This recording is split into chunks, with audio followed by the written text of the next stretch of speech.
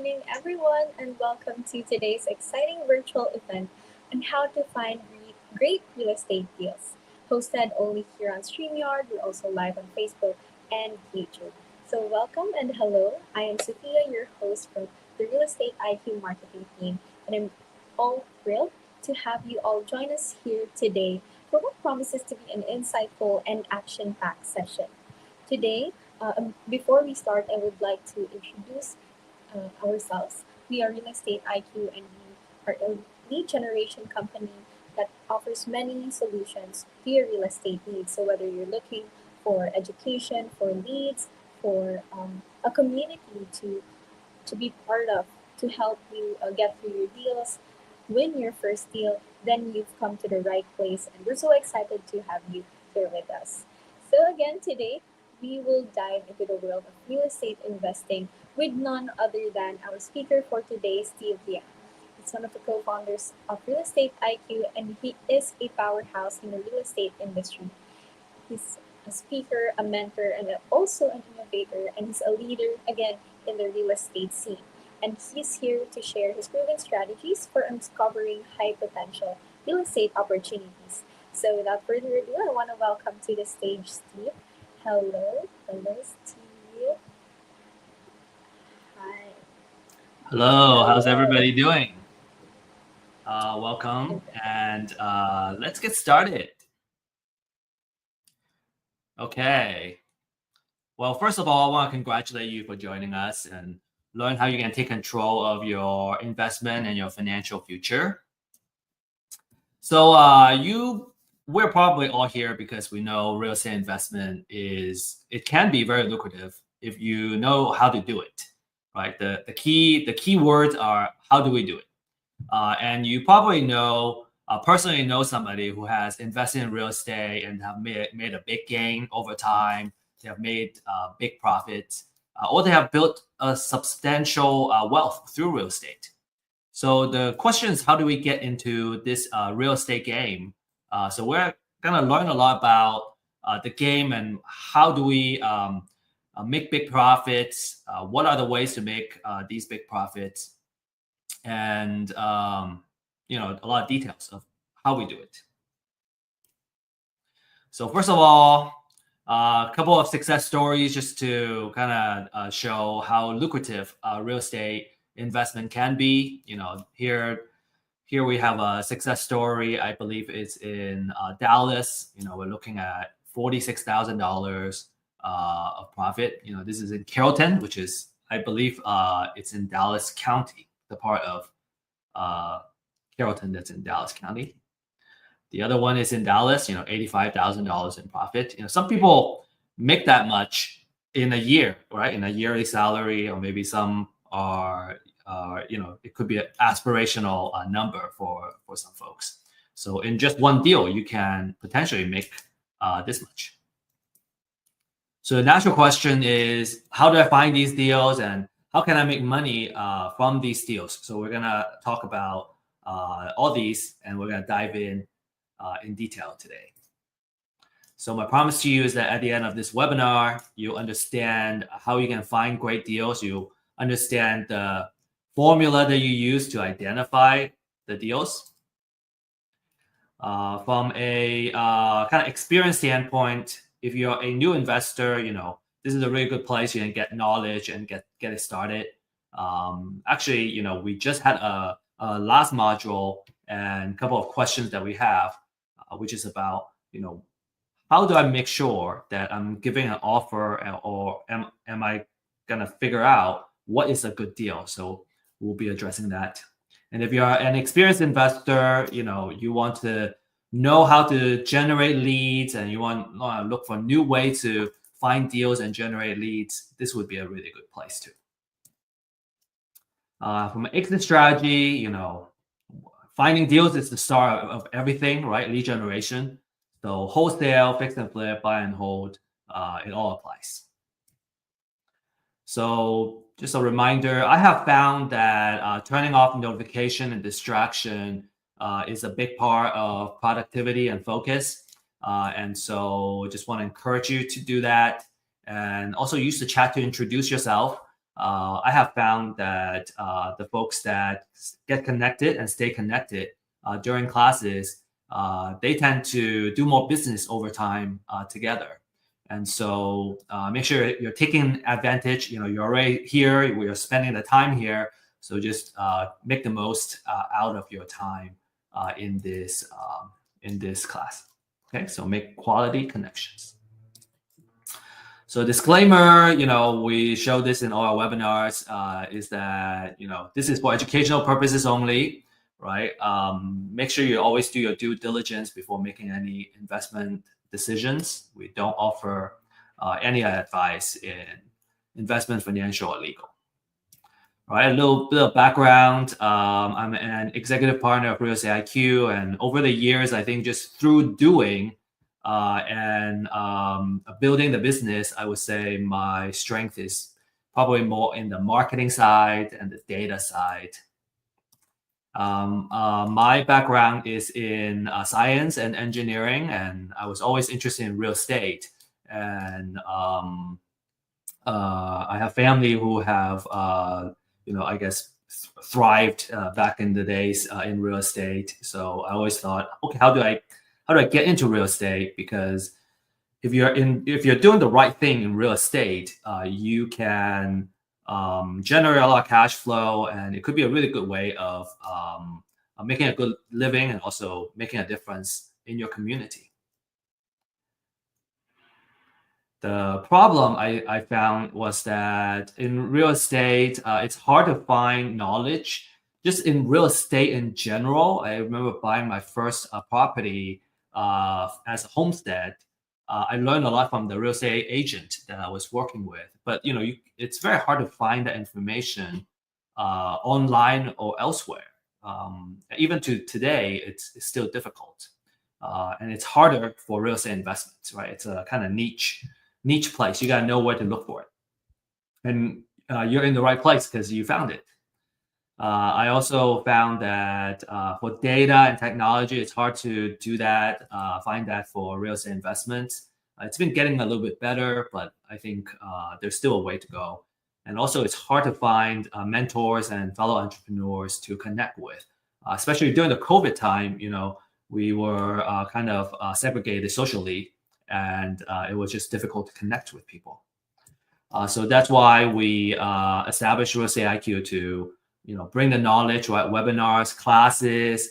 We also have paid workshops that you can take advantage of, and where we do deep dive in certain topics like fix and flip or buy and hold type of strategies.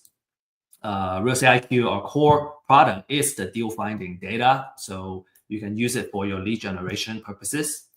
And finally, we are here to establish a community, right, to really kind of offer the support, because sometimes you got the knowledge, you got the tools and the data, but there are places where we just we get stuck. Sometimes it's a very, very small thing, but if we don't know how to do it, we just don't know. And so having that mentor and coaches that we can easily connect with and ask for help, I find that tremendously valuable. I have certainly benefited from that myself. Sometimes it's just like, okay, how do I fill out this section of a contract? If you've never done it before, you just don't know. And having somebody that walk you through it is just so valuable. Very, very appreciative of all the help I have personally got. And so we also want to offer that to you. All right, so that's kind of the background of real estate investments, and what we're looking at, what we're offering. And so now let's dive into the real estate deals, right? What are great real estate deals? Okay, so we have like two main agenda today. One is the business model, and a business model basically is how do you make money, right? How can you basically build a business, and how does this business make money through real estate? And I think when we can certainly look at a real estate deal and go, oh yeah, I'm making a profit off of one deal. But my question back to you would be, is that repeatable, right? If it's a business model, it is by definition, it's repeatable. and it can consistently make money and generate sales and revenue for your business. The second one is we're gonna talk about the different sources of where we can find the deals, and I will also give you kind of a little bit of insider tips of where the deals are. All right. So in terms of business model, the three main strategies are buy and hold, which means you buy the property, you hold it as a rental, and you become a landlord basically. And the tenant's gotta be paying you rent on a monthly basis. And this business requires the most amount of capital because you need to put down the cash in order to hold the property. Now there are ways to kind of build up that equity very quickly, called the Burr method. And we may or may not touch that today. But in general, when you're buying or holding a property, you need the most capital because of the down payment that you got to put down. The second strategy is called fix and flip. You buy it, you fix it up. Now you added value to the property, what we called forced appreciation. So we buy it at this price, we fix it up, we force it to appreciate at this value, and now we can sell it to a retail buyer, and we can make a profit in that difference. And then the third strategy is a wholesale. It's called wholesaling, which means you find this property and then you can sell it to another investor. And typically the investor would either be looking for a property for buy and hold or fix and flip. So your buyer, in this case, you're buying as a wholesaler, you're buying it from the motivated seller, and then you immediately sell it to a what we call an investor buyer or professional buyer, because they are kind of constantly looking for houses where it makes sense for their buy and hold or fix and flip business model. It's very important to talk about this here, is that when you're in the buy and hold business, you are in the landlord business. So you may, let's say you want to do the property management yourself, you would kind of gear towards your business system on looking at tenants, right? Dealing with the tenants, communicating with the tenant, leasing the property, and so on and so forth. You'll be focusing a lot on that. With fix and flip, you would be kind of in the construction business, right? You're buying the property, you're gonna fix it up, right? You're gonna do a lot of things on that property itself to force the appreciation. So let's say you do quite a few of these flips at the same time, you're basically running a construction business. And then finally, in wholesale, well, you are going to be interacting with a lot of motivated sellers. And on the other side, you're going to be interacting with a lot of professional or investor buyers. Well, you're kind of in that marketing and sales business. Okay, so those are kind of the focus that you're going to be in as you kind of decide what business model it is. And some people use a hybrid business model where they focus on two or all three of these strategies in part of their business. And so just want to kind of break that down for you so you are aware. In terms of capital, I already talked about buy and hold needing the most in general, because you need to put the money down. Fix and flip, it's going to require less personal capital if you borrow money from a hard money lender or a private money lender, which is what a lot of fix and flippers do. Now, in order to get funding and financing, the lender usually wants to see that you have some skin in the game. They want to see that you have enough liquidity to at least pay the monthly interest payment for this short-term loan for this fix and flip project. We have had a couple of lenders coming on our platform and really talk about it. I specifically ask about the liquidity type of requirement. And then for wholesale, in general, it doesn't need much capital at all for the property itself. Maybe you need some transactional funding to help with the transaction to happen. You will probably spend most of your money in lead generation and marketing systems. Okay, those can add up, but in general, it requires a lot less personal capital. This is a very popular strategy for folks that are just getting started or they're young. They don't have a lot of cash right now because in wholesaling, you don't need a lot of money to get started. And typically you get 7,000. I've heard an average deal you can make about $10,000 just by finding the property, putting it under contract, and then turning around and selling it to a professional buyer. So now let's look at some numbers. Okay, for buy and hold, a very important rule of thumb is called the 1% rule. And we always use the 1% to calculate the offer price, okay, for single family properties. So the 1% rule basically says that if I buy this property and I can rent it out for 1% of how much I buy on a monthly basis, then it would be a good deal. So it's just a very kind of rudimentary, preliminary rule, general rule of thumb, right? Because when I see a house that's say $150,000, I go, okay, can I rent it out for $1,500 a month? Right? It's a very easy way to kind of run the calculation. Now, in order to make it fit, right, to come up with that offer price that fits a 1% rule, we just need to do a little bit of kind of that manipulation where let's say I can find out what the market rent is, the market rent is, and let's say in this case, it's $2,500 a month, right? So in a big metro area, $2,500 can be very normal, or maybe even on the lower end. In the more rural area, this rent can be a little more than people are used to paying. So it all depends on your local area. So let's say the rent is $2,500. So I multiply that by 100, right? Because I want that 1%. And so now I come up with a number which is 250,000. And now let's say I need to fix up this house, and it's gonna cost $20,000 to put paint, a new carpet, all that stuff in place. Then when we subtract that from the 250, then I would know that my distress offer is $230,000.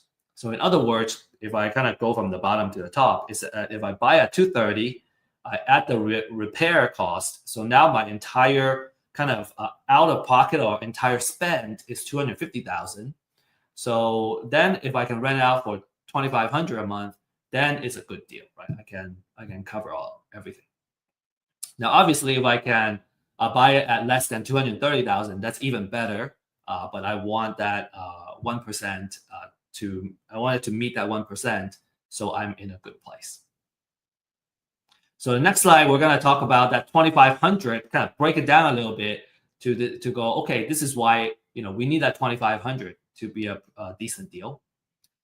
Another thing to kind of to look at here is that I put a wholesale fee here of $0. So for a wholesaler, right? Let's say I'm trying to sell it to a buy and hold investor. Well, I know the investor is gonna offer at most 230. That means if I want to make $10,000 here, then when I buy it directly from the seller, I want to mark it down by another 10,000. So I will offer 220,000 and make my 10K, and then the buy and hold investor will enter at 230 plus the rehab, and then that's how all that math will work out. All right. I think I will have some further examples in there. Okay, so this is just an example. Okay, so for that $2,500 per month, it needs to go somewhere. We are not pocketing where we cannot pocket everything, but it makes sure that we have enough monthly cash flow to make this worthwhile. So in this example, right, let's say the mortgage is $1,200. Right, there's also property taxes, there's insurance, there's HOA and maintenance and all that stuff. So when we subtract everything, then a monthly cash flow is $575 on a monthly basis. So that would be a good example, right? Because we already factor in that 1% rule. Now I have a cool monthly cash flow, just sitting there and kind of making money for me. A couple of things that you want to kind of pay a little more attention to when we go a little bit deeper is that if you hire a property manager, they're going to take some of that cash flow. And then if there's some repairs, maintenance, again, we kind of have this already accounted for here in this calculation. But when we're talking about $500, $600 on a monthly cash flow, that's a pretty good deal. So imagine you have not just one, but 10 of these, right? So if I have 10 of these houses, then I'll be making $5,750 a month, which is about $69,000 a year. If it's 20 houses, it's $138,000. So that's a really good way to kind of make money, letting your properties working for you. Not to mention that your mortgage here, there is a part that pays the interest of the mortgage that's tax deductible, and then there's a part that goes towards the principal, which builds up your equity. So there's also, in addition to kind of that cash flow, there's also kind of additional benefits in the buy and hold.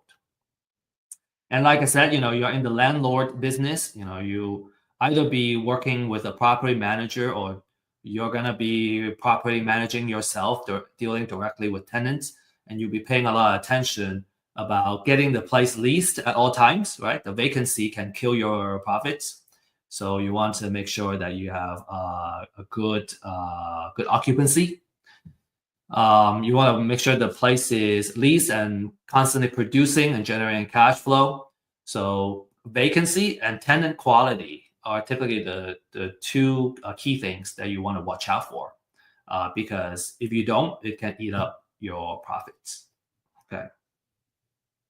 And I personally have had experience where vacancy takes away, it's like a property sitting vacant for like 5 months, and now for the year you get a loss.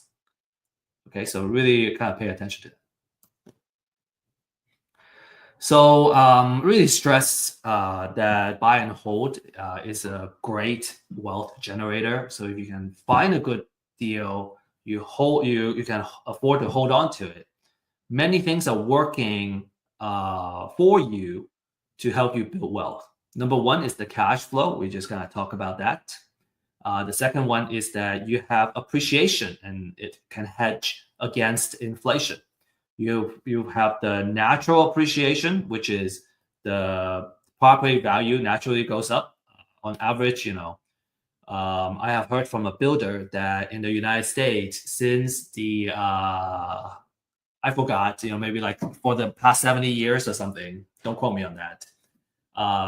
The entire United States, on average, has been appreciating by 3% per year.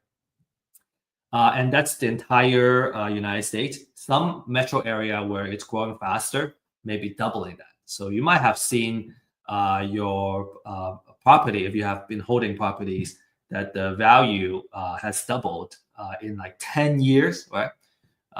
We have that rule of 72 to come with that. If it doubles in 10 years, then you're looking at about like 6%, 7% of yearly appreciation. So that's natural appreciation. I kind of talked about the forced appreciation, which is you're actively like fixing up the property to bring it to the market value. So if you bought it at a good price, you force it to appreciate, and now it's worth more. So that's two things working for you. Natural appreciation, more passive, right? As the market goes up, you go up. Forced appreciation is more active. You fix it up and you bring up the value.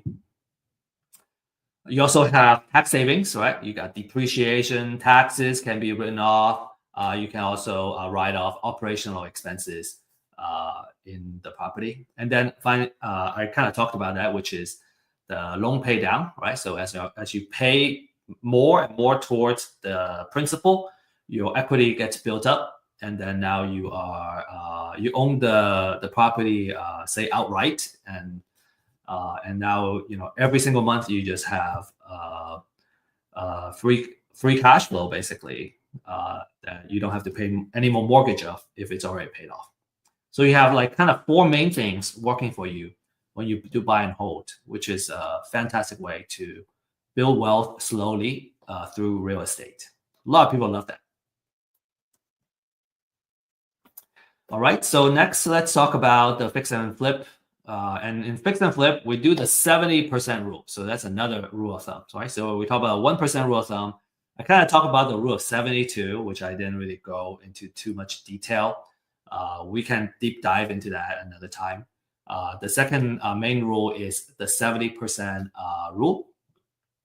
Okay, so for the 70% rule, you use the 70% rule to calculate the offer price. So what that means is, well, I want to only put in as much as 70% into the property because I need that 30% to pay for all my other costs and still make a profit. That's basically what it is.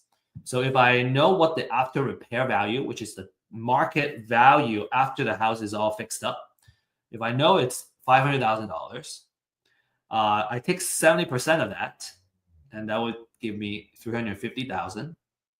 And let's say in this example, the repair budget is going to cost $70,000. So we subtract all that stuff, and our distress offer would be 280,000.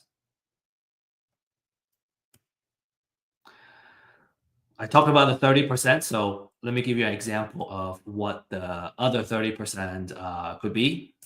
In this example, okay, so 30% of the 500,000 is 150K, but we don't pocket all of that. Okay, there's also all kinds of costs that goes into the just cost of doing business, and but we'll still be looking at a decent enough profit. Okay, so in this case, there's closing cost, there is holding, right? So every day there is insurance. There is utilities, water. There is I guess the interest cost, daily interest cost is part of the financial cost. So all of those kind of adding up will. So you as a fix and flipper, you want to manage your cost, and I think in general is by reducing your holding costs by making sure that your project doesn't run a long time, because the longer it takes, you're going to have a higher holding cost, and then your financial cost is going to be more as well if you got the funding from either private lender or hard money lender. But then you still have a very decent sized profit at the end of the day, and that's a short term gain. It's a fantastic return for just one project. So if you just do one or two projects at this kind of a number on a yearly basis, that's already a pretty good place you want to be. Obviously, if you do one per quarter, now you might be making more than a regular salary. Okay, now remember I said for the fix and flip business, you are in the construction business, which means that a lot of your attention should be in the rehabbing of the property, and you need to make sure the rehab budget or the rehab project stays on time and on budget, right? And you're not compromising too much on quality either. You want to have good quality so you can actually sell it.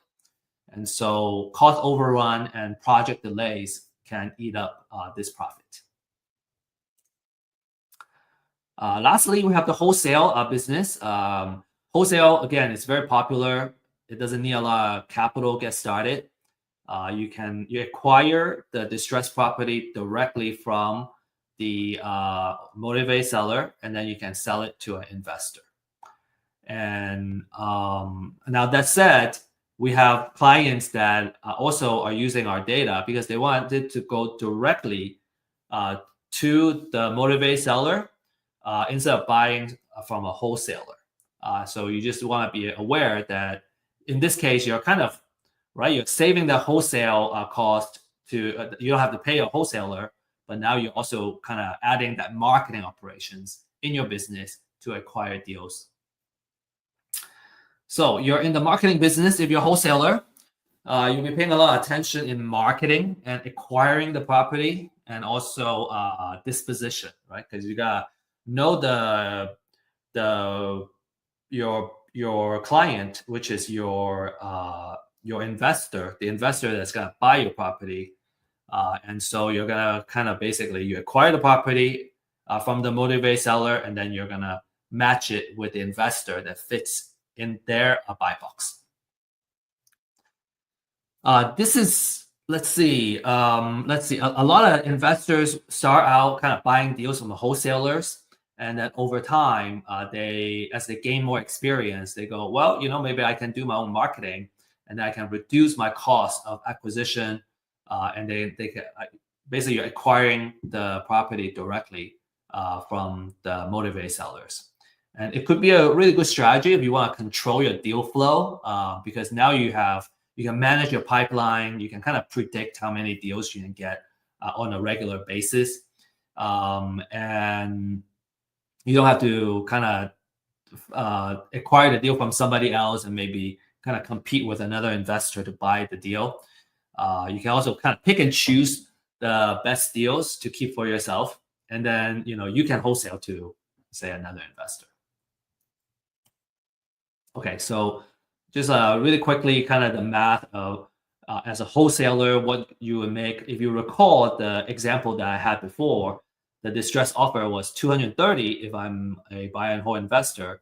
But as a wholesaler, because I want to make that $10,000 fee, I would drop that distress offer a little bit more to kind of make that wholesale fee. And kind of the value that I bring to the market in this case would be finding the deal, putting it under contract, and then the buy and hold investor can still make their profit, so everybody wins. And then on the other case, for selling it to a fix and flip investor, I can mark a wholesale fee. In this case, I put $20K in here, and it's really about what the market is willing to bear. So let's say I can put, if I want to charge 10,000, okay, then I would offer at 230. Excuse me, 270. If I want to make $20,000, I would offer it at 260. Right? The most important thing to know is that I know at 280,000 it makes sense for a fix and flip investor, and so how much I make is going to be between that and how much the seller is willing to accept as an offer. Okay, so another side I want to offer is just another perspective, is that let's say I'm the fix and flip investor, right? And I'm doing this marketing myself. Well, instead of offering 260, I can offer up to 280,000. So I'm going to be more likely to win the deal if I'm competing with a wholesaler, and because I can offer more money. And so I have a little bit of an edge if all things are being equal. So that's also why some of our fix and flip and buy and hold clients, they wanted to do the marketing themselves, because they're more likely to win the deal because they don't need to make the wholesale fee. Okay, so to recap kind of this first half of the webinar, buy and hold, you're in the landlord business, you need the most capital to get started. And maybe right now is a good time to say that there's a way, let's say you're buying a distressed property that needs to be rehabbed. The strategy is called a BRRRR method, BRRRR. You buy, you rehab, you rent it out, and then you refinance, and then you repeat. So when you're doing that, then it requires less kind of personal capital to do the buy and hold. So pay attention to that BRRRR strategy. We have material that talks about what BRRRR is. We actually have an ebook about BRRRR, and you're welcome to look for that and download that on our website. The fix and flip business, okay, you're in the construction business. You're going to be managing contractors. You're going to be looking for the project, making sure it's on time, it's on budget, and you can sell the finished product at the after repair value. Okay, and then wholesale, you're in the marketing business. It's about how many leads you can reach out to, and also closing the deal, and then turning around and finding a buyer for this particular property. So you can make your wholesale fee. All right. Okay. Here is the secret. Okay, this is the I wouldn't say a more important part, but this is certainly a really important part, which is what are the secrets of finding great deals, right? All the business model talk is great, right? But how do we put that into action? How do we find the deals? Because when I find the deal, I can make the profit. So it's all about finding that deal. And experienced investors, we know that money is made when you acquire the property at a good price. When you are able to get the property and there's enough equity in the deal, right? There's enough, if it's at a good price, it wouldn't be hard to find funding. It wouldn't be hard to find a partner and get everything done. So, everything starts from finding a great deal. And the secret of finding and acquiring great deals is having motivated sellers. It's about finding and locating the people that motivate to sell for whatever life reason it is. And I would say that in general, there's a need for immediate cash, for one reason or another. And we'll talk about the different life reasons. All right, life happens, and because of that, they are in some form of financial distress. And because real estate is not liquid, in order for them to sell quickly to address the life situation, they tend to need to accept a lower price than what the market is going for, so they can sell quickly.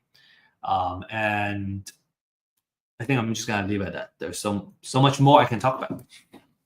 Okay, so the concept is called live data, and live data is basically a signal of something that's happening in the person's life.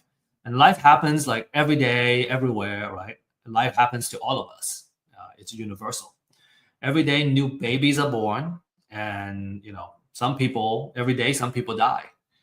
So every day, some people get married, some people get divorced, and sometimes they get into financial trouble.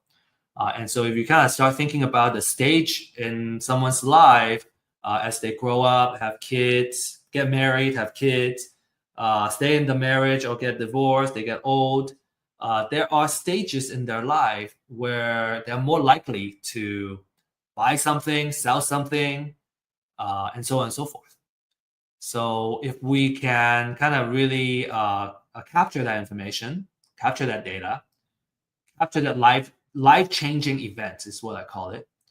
And for those who have have been on Earth for a couple of decades, you probably have personally gone through life-changing events. Sometimes moving from one place to another can be a big life-changing event for some people. You agree that life events are so powerful that many times all we can do is kind of play catch up and deal with it, deal with life. So imagine that if you are a marketer, right? How valuable that data is, because when I know that data, I know kind of in general what they need. And so if I know this person is about to get married, I can kind of predict that maybe they're already looking to buy another house, or in a couple of years, they're going to be upsizing, and then they're going to want to buy another house and probably move from, let's say they were living in the city before, they're going to want to move to a bigger place in the suburbs. And so, just kind of in general, in theory, right, the different products and services that you can offer them is tremendous, right?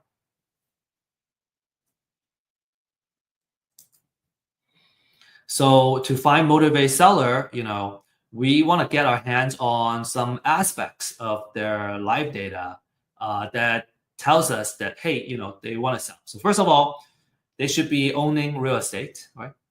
And then there should be some kind of financial distress or motivation to sell. and they need to sell really fast in order to get out of a bad situation. And we'll talk about the different motivations shortly. And that's actually the next slide. Okay, so we'll talk about the different motivation, and I call it the different sources of motivated seller. Okay, so the different type of live data that matters in real estate and for real estate investors. And you can imagine like this is the kind of data that also makes sense for a real estate agent. If you're in the listing world, you're looking for folks that are motivated to sell. Now, some you can help as a listing agent. Some are a little bit harder to help. Say it's like a foreclosure and they get foreclosed very quickly. It's much harder to sell, truthfully in the MLS market because they just need to sell quickly. Okay, so the first one is the pre-foreclosure. Okay, because their house is about to get foreclosed. They're about to lose their house in an upcoming foreclosure. And it could be next month, it could be a month from now, and all that. We want to know what the auction date is on the property. A lot of investors, they love this list. It's actually one of our kind of most popular lists because these motivated sellers, they're in a desperate situation where they need to sell really fast. So for pre-foreclosure, you're reaching them because before their house hits the auction, and you can directly negotiate with the buyer. Let's see. So a couple of experience I can share is we had a candid REI kind of joining us and sharing how they market to the foreclosure pre-foreclosure list, and their approach, which I find is much better too, is that obviously you can just approach them and go, hey, you want to sell your house. And you may get a lot of bad words and hostility thrown back at you because, in a normal circumstance, who would want to sell their homestead, right? Some people want to, and then they welcome that conversation. Some people may not want to. And I have found what has been useful has been that if we position ourselves as their advocate, we can position us as, because most people don't want to go through the foreclosure. They want to stop the foreclosure. And so a really good approach that I found useful is to create the mindset, right? First of all, having the mindset and also having marketing material that helps them stop their foreclosure. And be a resource for them. Kind of go through the different ways that they can potentially stop their foreclosure, build that trust. And maybe there are times where you go through that and they don't need to go through the foreclosure anymore. For example, just last month, we had a tax foreclosure prospect, and I was able to reach out and reach him kind of on a Thursday. No, it was a Friday right before the auction. The auction is going to happen the next Tuesday. And they needed to figure something out. Otherwise, the house is going to go into foreclosure. And he says, you may hear this a lot. They go, I'm waiting to hear back from my attorney, or I'm waiting to hear back from the court or something. Well, on that Friday, you only have one more business day, which is Monday. And then the next one is that auction Tuesday. So they don't have a lot of time. We were able to connect them with somebody that, with an attorney that ended up helping them pause that foreclosure and kind of solve that problem so they don't have to sell the house. And we didn't gain anything from that lead. But the good thing is we were able to help them. And when you're in business, you just gotta be willing to kind of pay forward. And if we do enough, if we add enough value to the market, sometimes we win something, sometimes we may not win it right away, but there are times that it will come back. So, and a lot of our kind of experienced investors, we like to kind of embrace that mindset because, I think it just feels good to help folks that are in need to kind of solve their problem. And there's always a percentage where they kind of get to a point where they go, okay, I have gone through everything. There's no other option. I have to sell to someone. And if we have been just so valuable and we are able to build that trust, we're gonna kind of be that person to acquire that property. And I really prefer to be in that position than trying to take advantage of someone else's situation.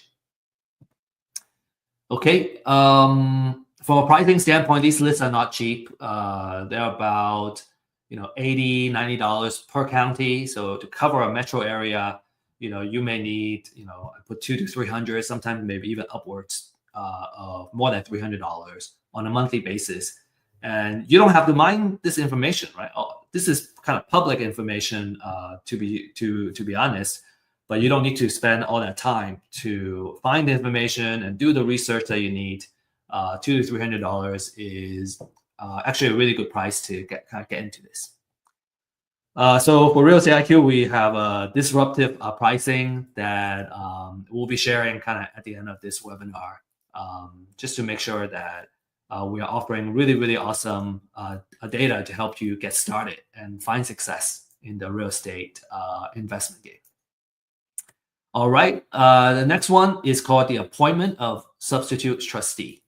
And what this is that a lot of savvy investors, they like to reach out to the property owner before they hit the foreclosure list. And when we look at the foreclosure process, what happens is when a lender wants to start the foreclosure process, a national lender will typically name a local trustee before filing for foreclosure, before filing for that foreclosure paperwork. So the appointment of substitute trustee is de facto a signal that the house is going to go into foreclosure. So that's why we call it a pre-foreclosure. By targeting these homeowners, what you do is you get more time to market to them and build trust. And it could potentially give you a leg up over your competition. You could be the first person that reaches out to somebody that is going to eventually go into foreclosure.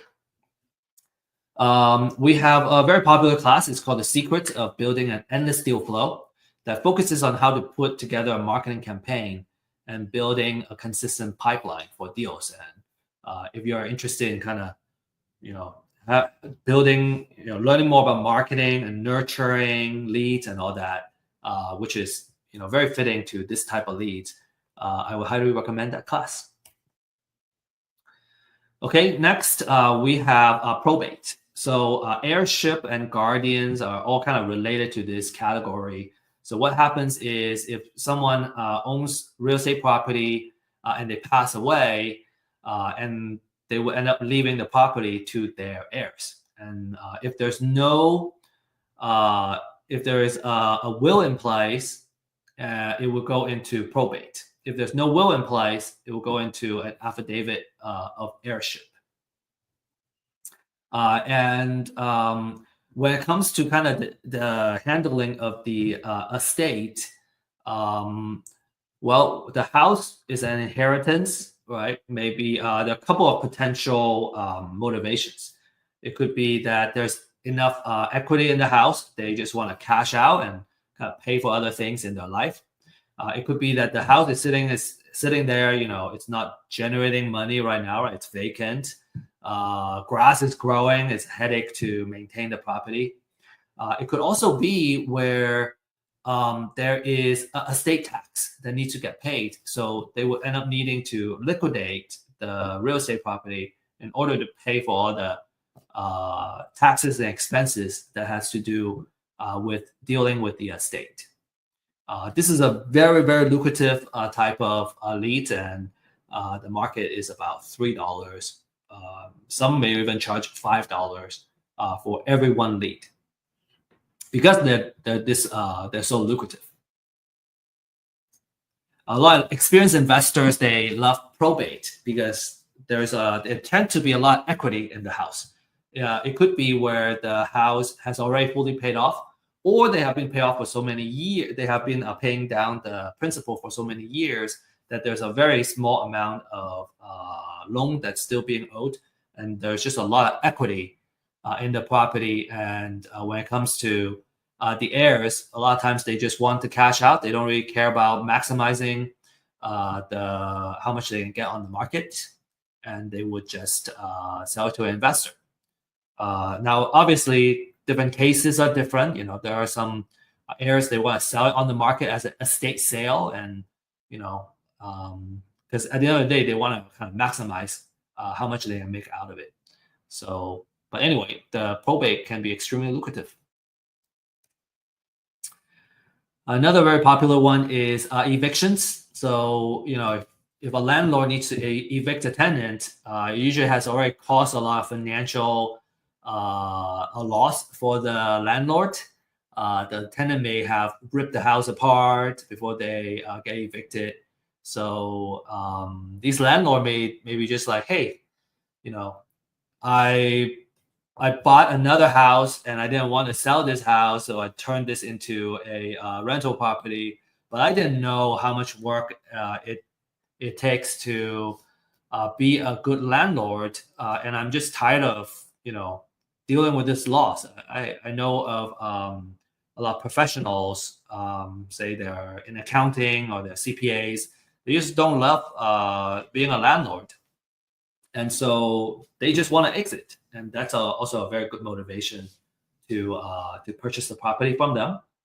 And another potential scenario is it's a landlord that has a portfolio. This is a professional landlord, and they just want to cash out and then retire. And that's also a really good opportunity for you. Another one is divorce. They need to get cash out. There could be pending lawsuits. There could be something that forces them to one of the party to sell the property. Maybe they just need to sell it and kind of split up, and so they're also very motivated to sell. There could be some bitterness and hostile situation where they're not looking for a fair compensation, but maybe there are emotions where they just don't want good things to happen to the other party. Like there are bad divorce situations, and so those could be opportunities for investors too. All right. There are, some additional motivations. They're not as strong, and you don't have like a super desperate seller like the previous ones. Right. Foreclosure is like the most desperate, most motivated type of situation. So if you see delinquent taxes, that's a property tax situation, and so that's usually a signal that they are in financial hardship at the very least. And then obviously, if you're in a tax foreclosure side, they're going to foreclosure. They owe property taxes, and now they're going to foreclosure. That's also a very motivating situation. And then you have kind of some other signals. You have a tall grass code, right? If you don't maintain your grass and your lawn and the grass grows really tall, well, the city may come and write you up, and then now you have a tall grass code violation. Maybe there's an exposed roof, bad roof, place is unsafe. Maybe nobody lives there. And so those also, it's either that they cannot keep up with the property or it's a vacant property. And so these code violations are also very good distress signals. Okay, last but not least, there are also more signals, but like these are kind of the major ones. The last categories I will share with you is the liens. So if you owe Uncle Sam money, right? If you have an IRS lien or a mechanics lien, is usually kind of placed when there's a contractor or subcontractor. They place a lien on the property itself. They didn't get paid, or there's a big hospital bill and the hospital puts the lien on the property. So all those are kind of the liens that gets put on the property, which is also a signal for a stressful situation. So this is where kind of we talk about, okay, we can if they're not super distressed, maybe we can use a nurturing campaign to build trust and see how we can help and purchase their property. And also another technique that savvy investors do is they do what's called list stacking. So they got all of these couple of lists, and then they go, okay, which property or owner is on multiple lists? Because if they have multiple situation, a distress situation, then they're more likely to want to sell. They have more reasons. And so that's also a really cool technique to make your marketing more effective. Okay, so we have just a few minutes left, and I'm just gonna run down this a little bit faster now. Common question: motivate seller list. Do I buy it myself? Do I buy it, or do I do it myself? Do I mine it? If you know how to get the court papers and files, you can do it yourself, and some investors do that.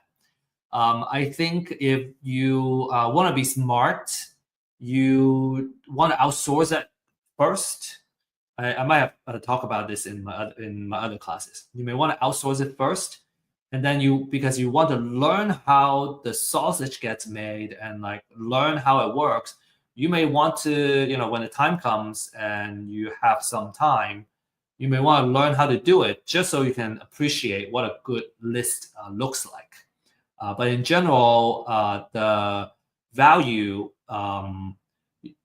because it doesn't cost that much for this motivated seller lead list, we generally recommend our clients and our members to outsource this, buy the list, and focus your time and energy in marketing and outreach, right? Doing cold calls or do driving, door knocking, what we call door knocking, on these motivated seller list. Okay. I would say that for low value activities, right, you want to outsource as much as possible. Okay, so foreclosure, showing you how you can do it. You can Google your county name and then put notice of sale, and then you should be able to find that. And this is what the notice of substitute trustee look like. These are kind of the information that you need to kind of these are all kind of relevant information that you need for every notice. So this is another example. So different notice have different formats. Okay, so the most important thing is the address, the owner, and the trustee information. And then what you want to do is you want to research the property information, how much you can assess it. And then you would need to go to the deed of trust and find the loan information. So it does take quite a bit of time to find that information for every single property. And these are the key information you want, the address, bedroom, bathroom, all that stuff. And on the right side, you have the financial information, the equity percentage, how much loan, what kind of loan it is. All those are like kind of the data that you want before you start working on the information. I'm gonna skip due to our time. Takes about 15 to 20 minutes of research per record, and so we're talking about thousands of records. All right, so it's much easier to focus on our outreach effort. Is kind of our point. So the quality of the list is very important. You want to pay attention to the update frequency, how fresh it is, the extent of research, because you need that information to make further decisions. And then, if you're going to outsource it, the training of the staff and researchers are also very important. So again, the key element of the quality lead list is very important. So I guess kind of the conclusion here is, yes, you can do it yourself, but there are things that are just not worth it. So especially when they're readily available, it's much easier to outsource that and focus your energy in the marketing and the outreach. Because at the end of the day, we don't really want the data or the lead. We want the deal. because that's what brings us the money and the cash flow. Okay, so we talked about, to recap, we talked about how you can make money, different business models. We talked about how you can find great deals, and then we also talked about where you can get off-market leads. Okay, so a couple of success stories. I already showed these. Success story number 1, number 2, and number 3. Tens of thousands of dollars. These are outsized profits. I just want to maybe make a small disclaimer that not every deal looks like this. These are like really good looking deals. And some deals are smaller. Some deals, if you're not careful, you may even lose money, right? So because there's a risk in real estate investment or any kind of investment activities. So just make sure that you have the right support and you know what you're doing before you get into real estate investment. But these numbers are certainly very, very motivating for me as an investor. So how do I get started, right? I think a lot of common questions is, I learned all this stuff. Okay, how do I apply it? So number 1 is get a pre-foreclosure list. You can get other lists. I find that pre-foreclosure, people are more likely to get traction quickly. And the more quality information, the better. And for Real Estate IQ, we offer a first-hand data. Okay, so we mine the data ourselves. So you get the freshest data available. You get the extensive research. We went to 3-4 different sources to come up with the information to get the estimated equity. And then for a limited time, you still can access this disruptive pricing.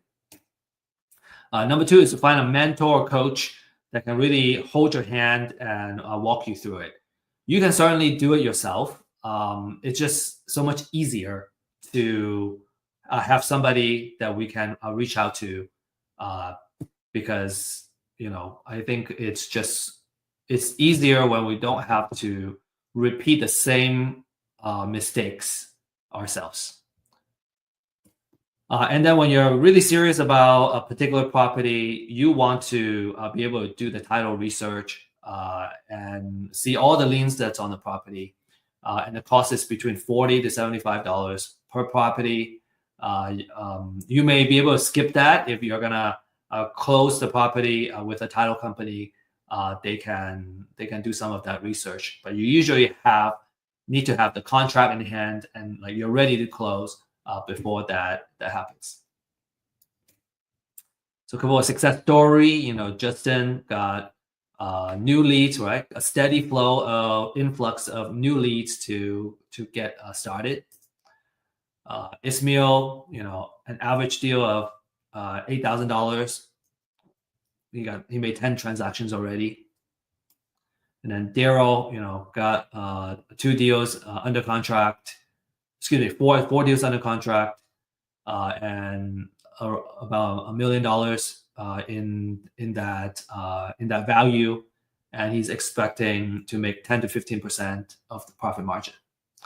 Okay, so if you're interested to learn more, learn more about real estate, ask about our community membership, and what are the next steps. We're here to guide you. And when you're ready to get started, then you can kind of see what the solutions are all about. You can schedule a 30-minute complimentary one-on-one consultation. And if you need help closing your deals and whatnot, we have folks that can partner with you and help you with these deals. And so you just need to send an email out to me. Finally, is a couple of additional things you want to learn by doing. And so we have a online meetup that meet on a Friday base, every Friday at 9:30, where we teach about different ways of investing, and especially if you have a deal that you don't know how to do, you have a lead, we can give you the coaching and what the next steps are to keep the deal moving, all the way where you can close and dispose and make profit of your deal. Very, very last thing, we hope you learn a lot from this class, and if you did, please scan this QR code. Give us some feedback. How can we make this event more? How can we make this webinar more valuable for future attendees? And for filling this out, we'll also give you a special gift. Okay, that's all we have. And I want to say best of luck and happy investing. And I'm ready for questions as well, if we have questions.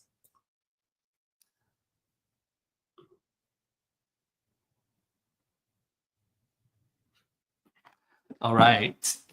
We